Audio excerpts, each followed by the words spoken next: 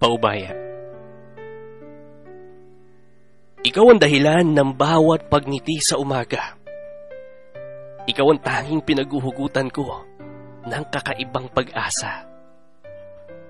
Ikaw ang katuparan ng mga pangarap noong dati pa akong nag-iisa. Ikaw ang ngayon, bukas, gabi, at ang natatangi kong umaga. Wala akong hinangad kundi ang iyong madalas na pagngiti at pagtawa. Isinuko ko ang lahat pati na ang sarili kong ikaliligaya. Kinalimutan ko ang mga salitang ako. Mula nang tayo ay nagsama. Ganyan ang pagmamahal ko sa iyo. Magmula nang ikaw ay aking maging sinta. Pero ang pagtingin mo ay nag-iba. Lalo na nang may bago kang nakilala. Kumbaga sa pagkain ng dating matamis ay pumait, biglang nag-iba ng lasa.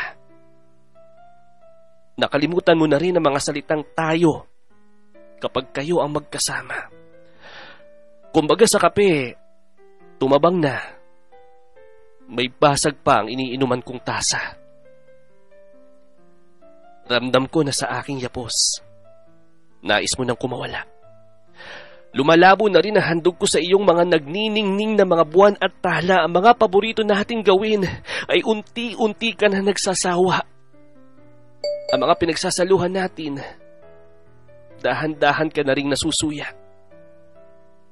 Kaya nais man kitang pagbawalan sa iyong mga ginagawa. Patuloy ko na lamang na idinadaan sa paggawa ng masasakit na tula. Palagi man akong minumulto ng mga nagkakatotoo kong mga hinala. Nilulunod ko na lang ang mga mata sa aking umaapaw na luha.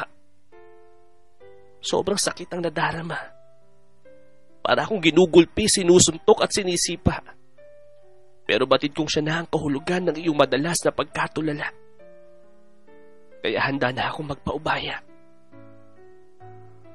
Pinauubaya na kita. Dahil hindi mo na masabi sa akin ang mga salitang mahal na mahal kita. Pinauubaya na kita dahil hindi mo na makita sa akin ang totoong kahulugan ng mga salitang saya at ligaya. Pinauubaya na kita. Pero may hiling ako.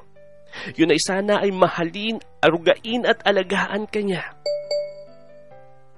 Kaya ito, pinauubaya na kita. Dahil ubod na ng sakit pa.